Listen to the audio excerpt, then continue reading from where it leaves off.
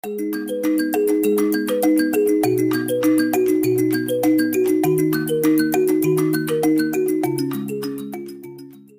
going on, good people? Thank you for joining me once again in Disruptive Marital Solutions. My name is Tony Gubanga, your marital coach and relationship expert. This week we are discussing infidelity, and specifically infidelity on the wife and the man. Now, here's a scenario. It's not a scenario, it's actually a true story that is unfolding as we speak. An African-American gentleman found out that his wife had cheated on him. She had a one-night stand with this guy, and in the process she conceives. And so 5 months into the pregnancy, she tells her husband that this baby might not be yours, and this is what happened. So the husband is upset, he's angry, he's annoyed, and he feels very, very bad, he feels betrayed, but he's willing to forgive her, and they go through counseling and therapy. And he takes it a step further and tells the wife that after the baby is born, I would want to contact the father so that I let him be aware that he has a baby and ask him whether he'll consider being a part of the baby's life. And so he is really raising the bar. Even when I heard that, I thought, whoa, this is a different breed of a man. But then the interesting bit is that this man is receiving a lot of backlash from the public, especially the ladies who are saying, no, this man must be hiding something. They're saying that it's highly likely that this guy has cheated on this other woman, on his wife, and that is why he is giving an easy pass. And so, while that could be the case, but that is highly speculative. We don't have all the facts. Come on, guys. Let's not be so hard. Let's not be quick to jump. Let's not be quick to jump into conclusions and begin castigating this guy, because this guy, he's raising the bar. He is putting a challenge to us. And my question to you guys, is it possible? Is it possible that we are trying to negate the fact that there are good men out there? Is it possible that there are men who are willing to rise up above the occasion and be the bigger man, despite the fact that they are angry, they are betrayed, and they feel all this concoction of emotions, but they're saying, you know what, despite all this, I'm willing to put this behind us. You see, this is the kind of narrative that when we push forward, when we keep on insisting and saying that there must be a reason, he must be having an ulterior motive, or no man can ever do this, this is what we keep on pushing forward. And we breed monsters out of men, because not every man is a beast, not every man is a monster, not every man is a cheat, not every man is a liar. And so, for the men who are out there, first of all, I'd like to hear from you. Would you be willing to do that? Would you be willing to forgive your woman who has cheated on you, who has done all this thing? And would you be willing to take a notch higher? Would you be willing to take it a notch higher and contact the other man and say, I know you did this with my wife and I'm angry at all this thing, but you have a baby and I want you to become a part of this child's life. Would you be willing to do that?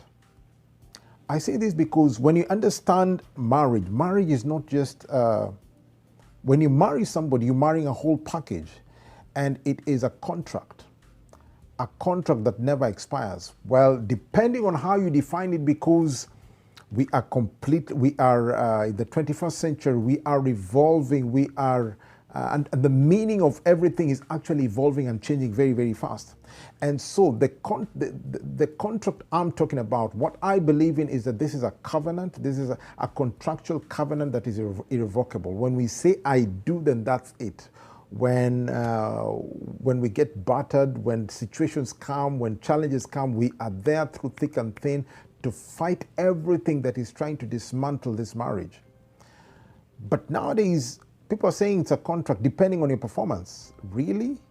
So when I tell you I love you, what do I really mean? Do I mean that as long as you are willing to do 1 to 3 things and sign on the dotted line, then our marriage is going to stand? But when you violate 1, 2, 3 things, then the love that I had for you is going to be thrown out of the window. Are you willing to throw away everything that you've built with your spouse? Are you willing to throw away the memories that you have with the children?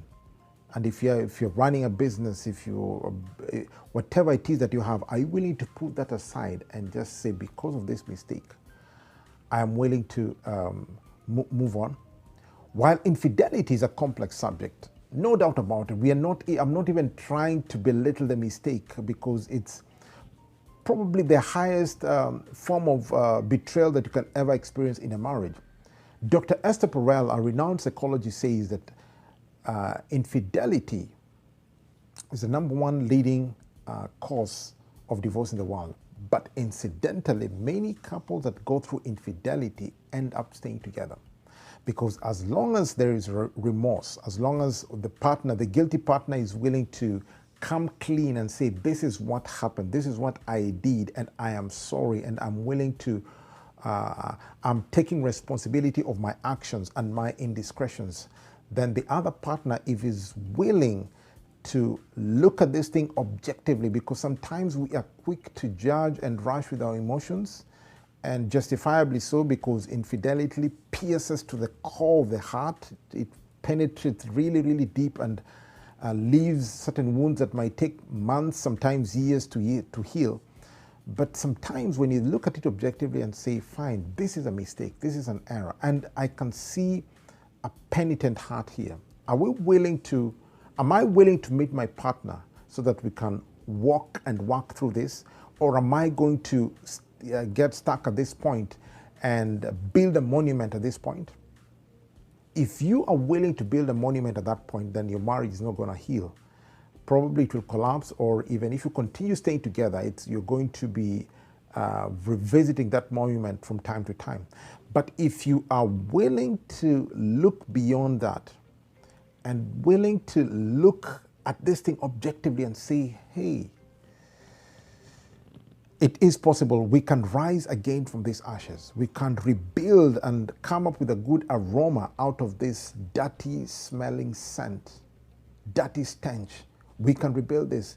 Then there is hope for you.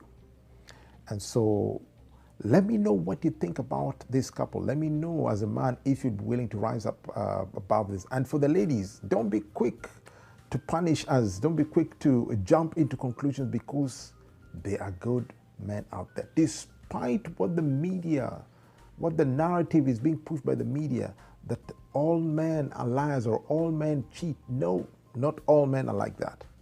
There are good men out there. I've met them, and I believe I am one of them. So God bless you. Please subscribe, hit the subscribe button, and share this video. And let's continue engaging.